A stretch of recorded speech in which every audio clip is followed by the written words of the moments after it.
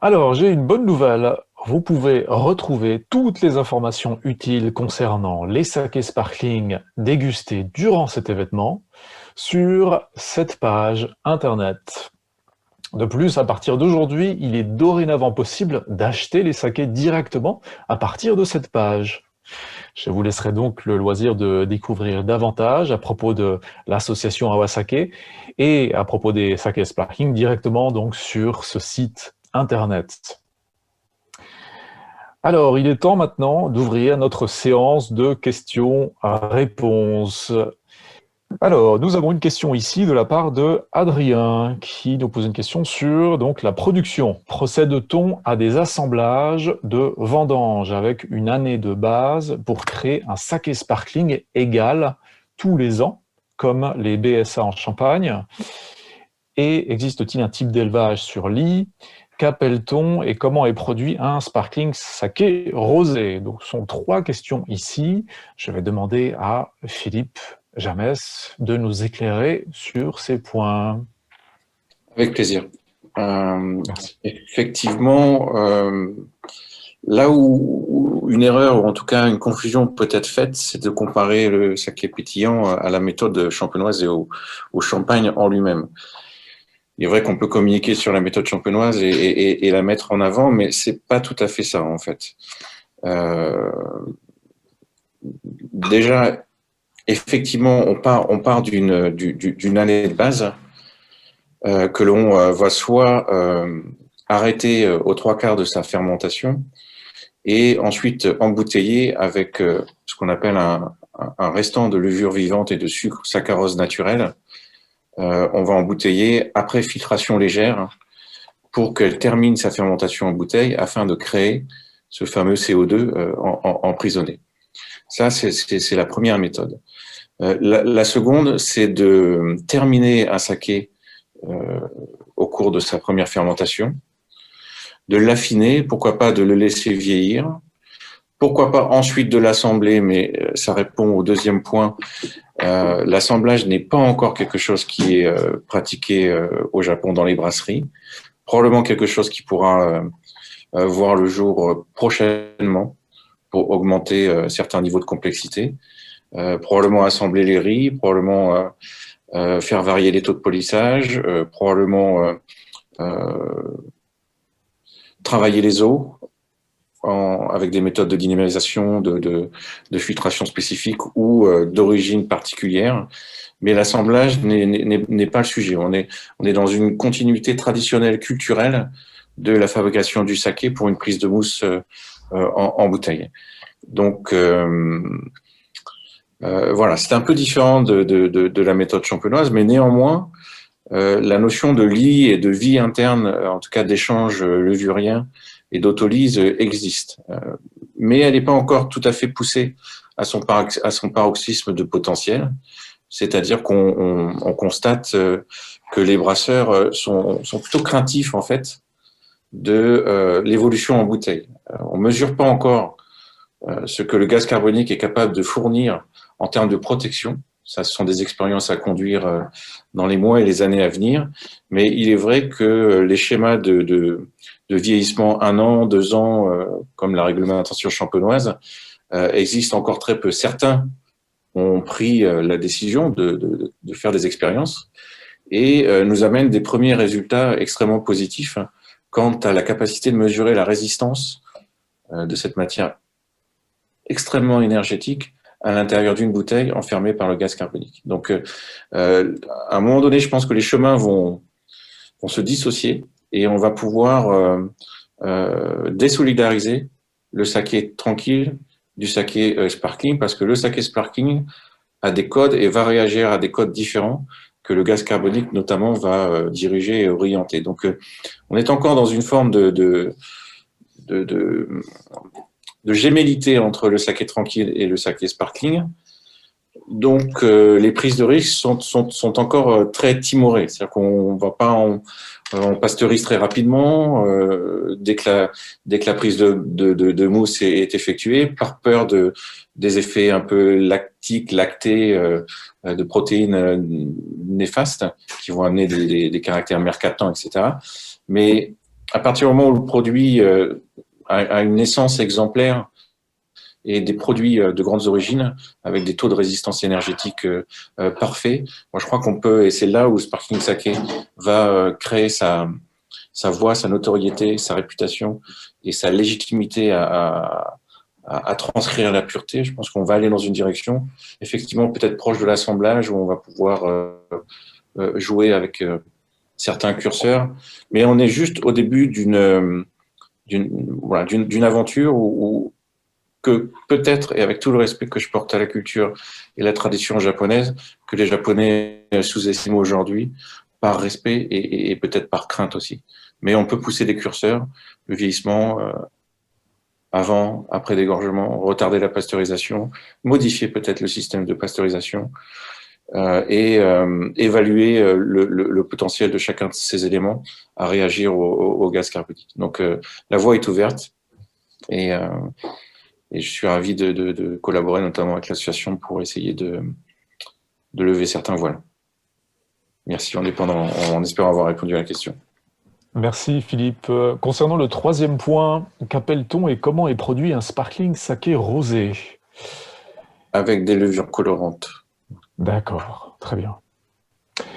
Alors, je vais passer à la question suivante de Aurélien qui nous pose la question à savoir si nous pouvons penser que nous pourrions avoir plus de perception et de longueur de bulles. On a beaucoup parlé en fait des bulles qui disparaissaient après une courte durée. Donc, est-ce qu'on peut avoir une perspective d'une longueur de bulle un peu plus longue? C'est la question d'Aurélien. C'est là où on fait peut-être l'erreur encore une fois, de mettre notre éducation champagne et de l'associer à celle du sparkling saké ou du saké pétillant. D'ailleurs, il faudra trouver le bon sens pour que l'appellation soit figée. Moi, je pense que c'est plus saké pétillant que sparkling saké.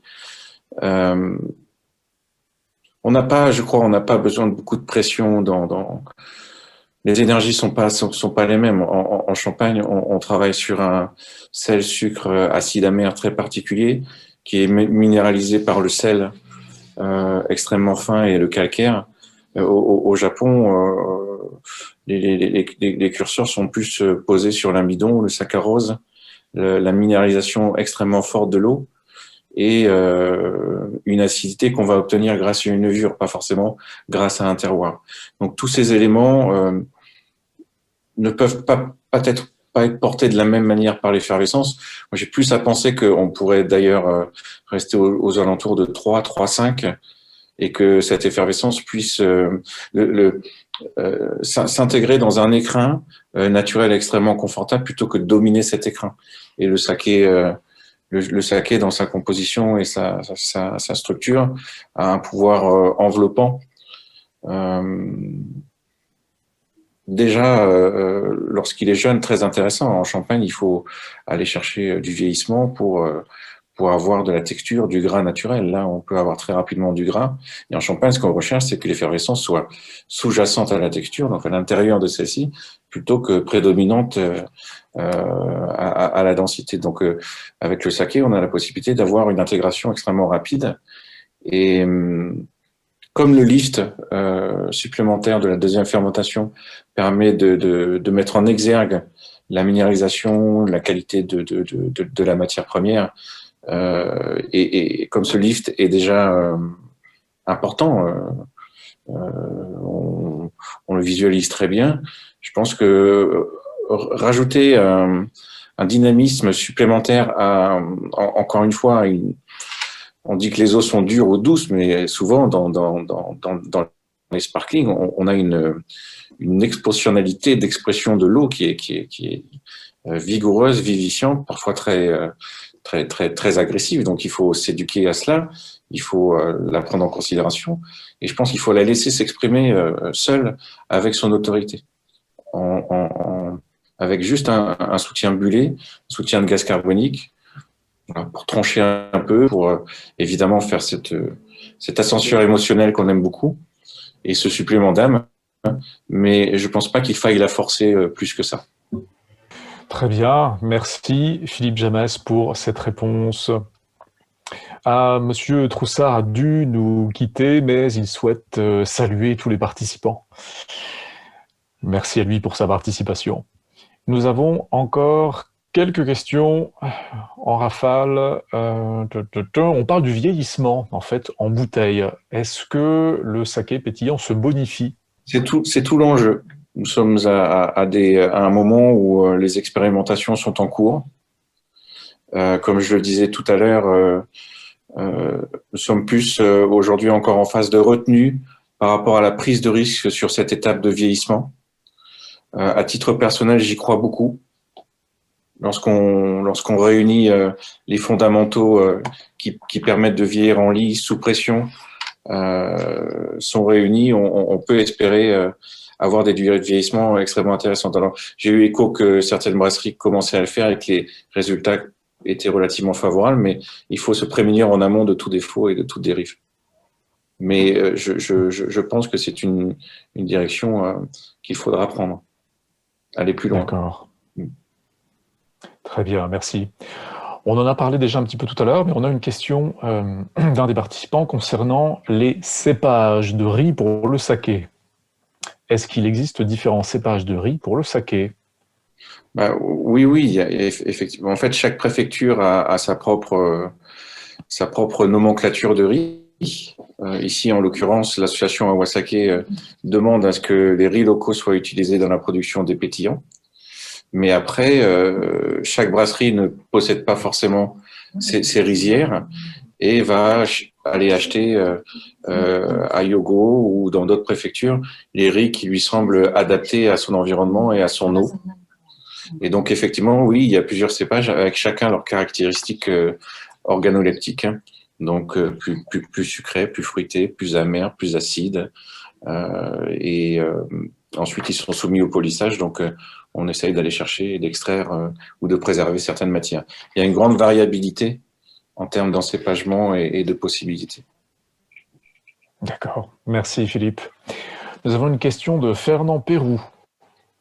Alors, la question est la suivante. Pour quelle raison, entre autres techniques, un taux d'alcool minimum à 10%? Pourquoi pas 6, 8 ou 12 ou 14, 16% même, comme dans le saké non pétillant?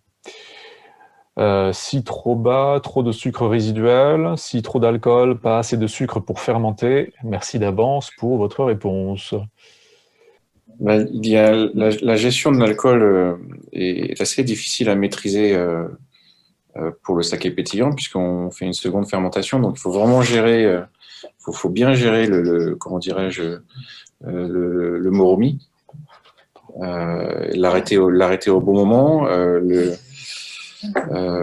préparer un choubo qui puisse avoir une destination espérée de pourcentage d'alcool.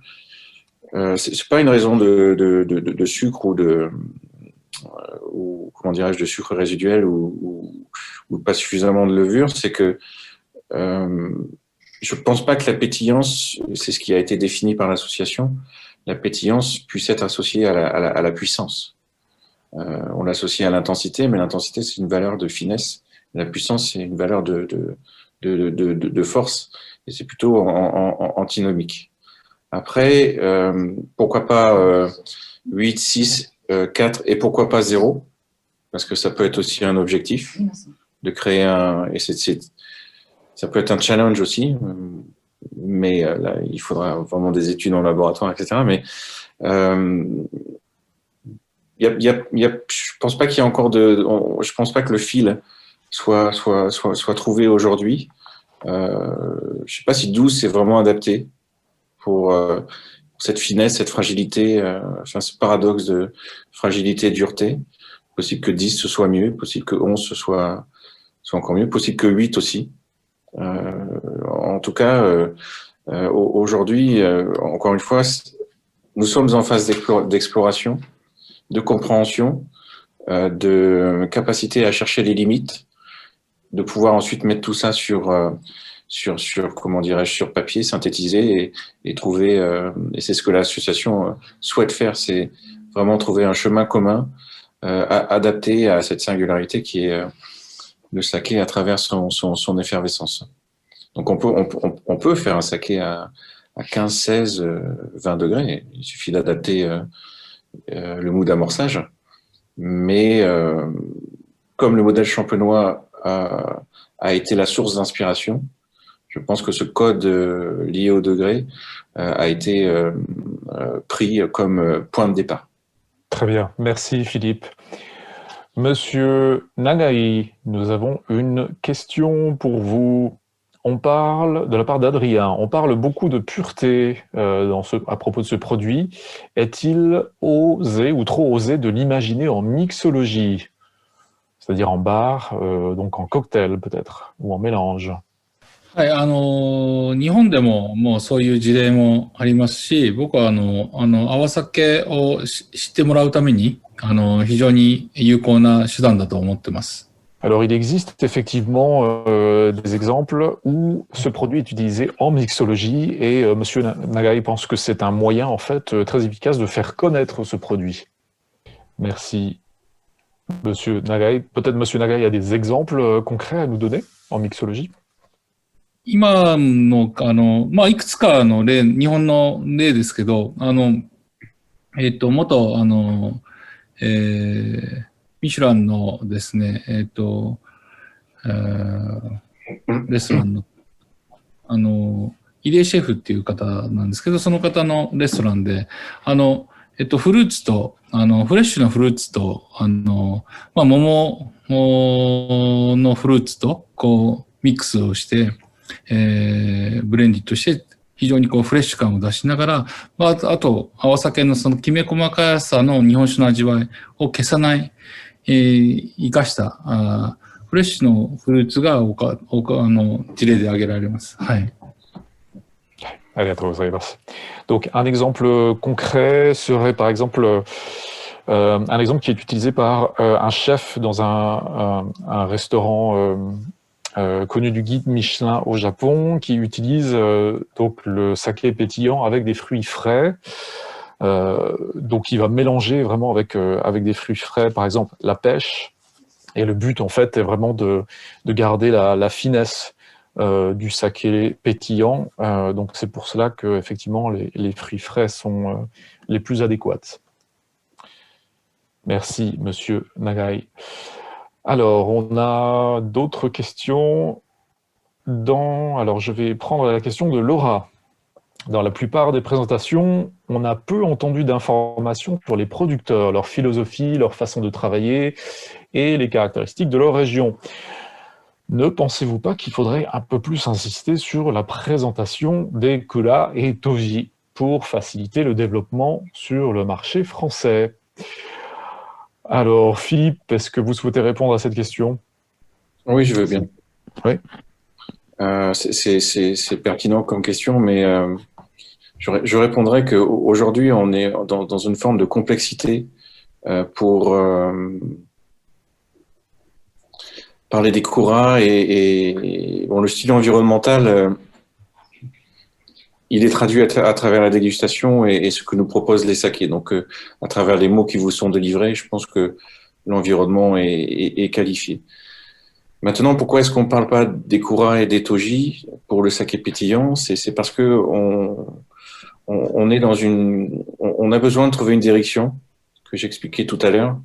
Parce qu'aujourd'hui, on s'aperçoit que lorsqu'on discute avec tous, chacun ont effectivement leur méthodologie, mais il y a un problème majeur où on est perdu sur la conduite des températures. C'est-à-dire que si on vous dit que tel Kura va conduire sa fermentation de 2 à 12 degrés, s'il intègre son choubo en plusieurs fois, ensuite qu'il va stopper sa fermentation par une température négative, alors que d'autres la conduisent la terminent à 4 degrés, ensuite qu'au niveau du tirage, le vieillissement va se faire température négative, on remonte à 0 degré, on va progressivement à 12, on redescend à -5, pour la terminer ou la stopper, on pasteurise après. Aujourd'hui, ce type d'information apparaît inutile puisque finalement, l'incidence de cette gestion des températures n'offre que de très peu de différence.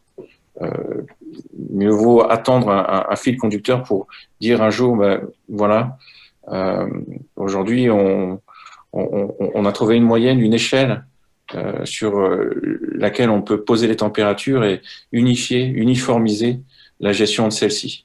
Et je pense que le travail des Kura et des Toji, il est pareil que pour le saké tranquille. Là, on pourrait effectivement donner la carte d'identité et le mode de conduite, le préciser. C'est sur cette fameuse gestion des températures à toutes les étapes. Et surtout, au moment du tirage, de la prise de mousse et du vieillissement ensuite s'il est. Et là, c'est un marasme total. Chacun fait en fonction de son intuition, de sa culture et de ce qu'on lui a appris. Et en ce qui concerne l'environnement, la bouteille, lorsque vous le dégustez, elle vous le donne tout de suite. D'accord, très bien. Merci Philippe pour cette réponse. Nous avons une question maintenant de Frédéric. Nous allons poser la question à Monsieur Nagai. Ces awa sake sont-ils faciles à trouver en France pour les particuliers et les professionnels? はい、先ほどページを紹介させていただきました、泡酒専用のですね、ページがアクセスできます。これはいろんなインポーターさんの協力をいただいて、どこのインポーターからもアクセスができるように、なっておりますので、ぜひ、この泡酒プラットフォームを作りましたので、ここで詳しい情報をもう数本から数ケースまで全部ダイレクトに蔵から送ることができますので、アクセスしていただければと思います。Donc effectivement, tout à l'heure nous avons présenté une page qui est une page entièrement dédiée donc au saké pétillant.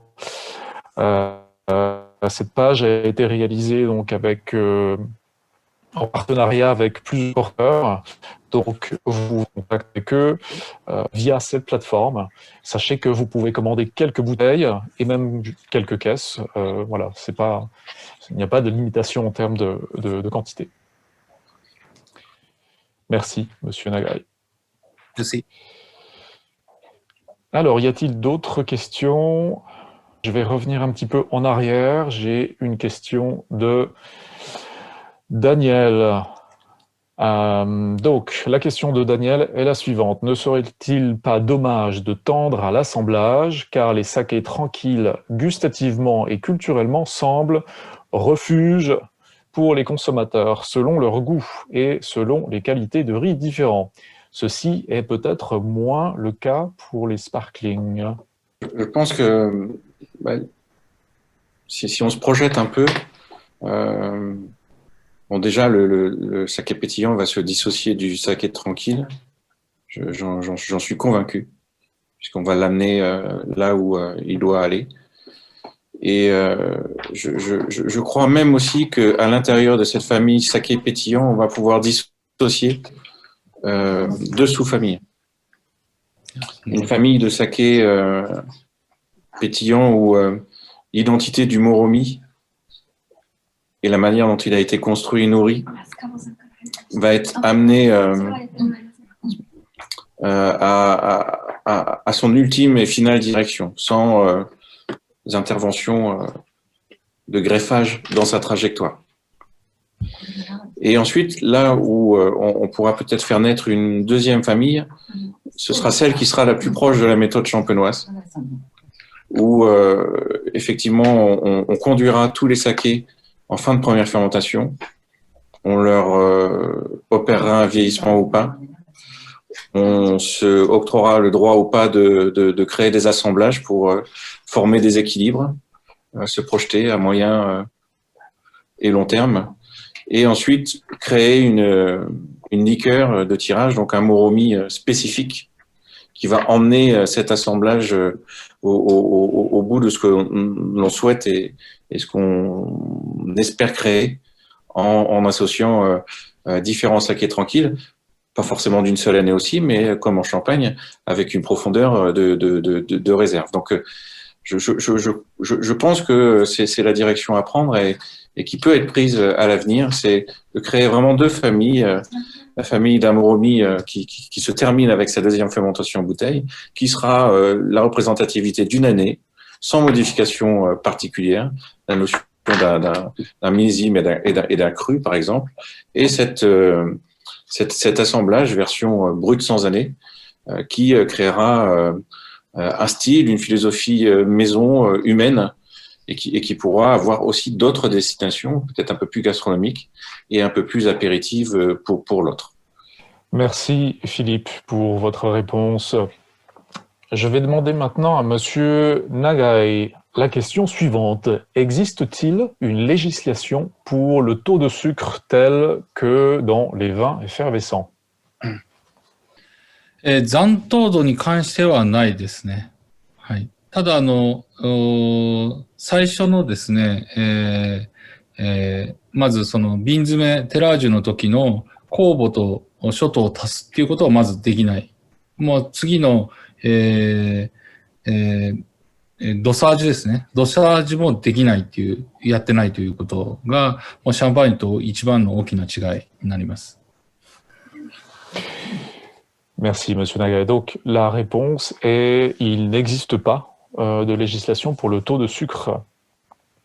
Tout simplement parce que dans les deux étapes dites de terrage et de dosage, on ne peut pas rajouter de sucre, ce qui est une grande différence avec le cas du champagne. あと、 Merci. もう一つ加えますと、はいですので、最後の、糖度をですね、調整するっていうことはできないので、もうナチュラルな、発酵だけの味わいがそのままダイレクトに残糖になってきます。Donc, la dernière étape de fabrication, on ne peut pas en fait rajouter du sucre puisque ce que l'on souhaite avoir, c'est un taux de sucre résiduel qui soit naturel comme résultat de la fermentation. Donc ce n'est pas possible. Merci, Monsieur Nagai. Alors, nous avons une avalanche de questions. Je vais demander à Philippe Jamès la question suivante. La méthode Sharma est-elle interdite? Sur le PowerPoint de la conférence, elle apparaît en note alternative. Elle est interdite dans le cahier des charges de l'association Awasake. En tout cas, pour avoir la labellisation Awasake, la méthode Sharma ou dite cuve close n'est pas autorisée. Comment la dureté de l'eau influence-t-elle le résultat dans le saké pétillant? En général, c'est plutôt l'eau douce qu'on privilégie, mais après, il y a des préfectures qui n'ont pas le choix, qui ont des eaux dures. Donc, on s'aperçoit que ces eaux dures sont soumises à des filtrations sur sable, charbon, pour éliminer les oligo-éléments qui seraient nocifs à la fixation de tous les acides aminés, des protéines, etc. pendant la fermentation et notamment la deuxième fermentation. Donc, en général, on garde les éléments qui sont fer, magnésium, calcium, potassium, chlore, j'en passe probablement, qui sont plutôt favorables à un bon déroulement de fermentation. Après, les eaux douces, parfois, ne subissent aucune filtration puisqu'elles n'ont pas d'éléments de dureté particuliers. Mais une eau dure aura toujours quand même dans son ADN quelque chose d'un peu plus strict et d'un peu plus, comment dirais-je, incisif et percutant dans le rôle qu'elle jouera sur le produit terminé. Très bien, merci Philippe. Nous allons poser la question à Monsieur Nagai maintenant. Quelle est la popularité au Japon des sakés pétillants? Sont-ils pris au sérieux par les amateurs? Les trouve-t-on beaucoup dans les restaurants au Japon?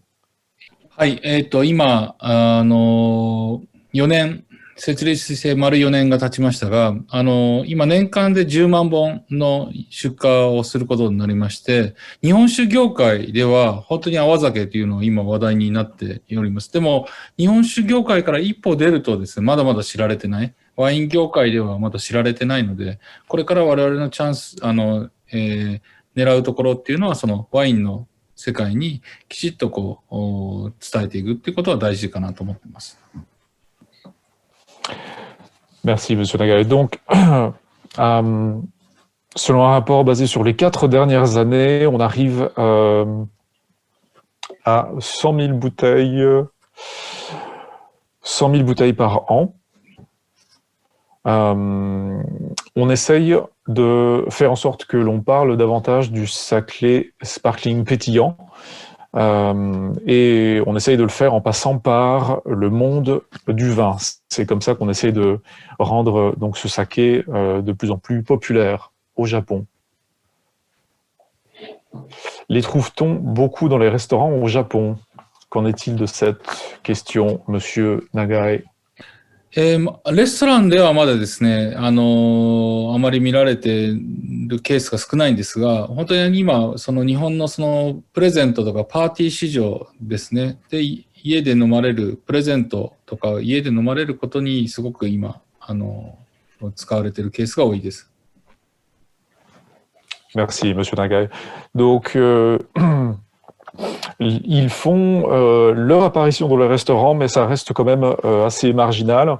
Ils sont surtout présents sur le marché des cadeaux ou des célébrations, ou bien sûr à destination des clients finaux particuliers. Pour l'instant, c'est là où on retrouvera le plus ces sakés pétillants. Merci. Merci à tous pour vos questions. Il est malheureusement temps déjà de fermer cette session de questions-réponses. Merci pour tous vos messages et commentaires. J'espère que vous avez apprécié cet événement. J'espère que ça a été une bonne occasion en fait pour vous d'en apprendre davantage à propos du saké pétillant. Et je compte sur vous pour en parler autour de vous. Notre événement touche déjà à sa fin, donc il ne me reste plus qu'à vous saluer, en remerciant bien sûr tous les sommeliers présents avec nous aujourd'hui. Je vous dis donc merci à toutes et à tous, santé et à très bientôt.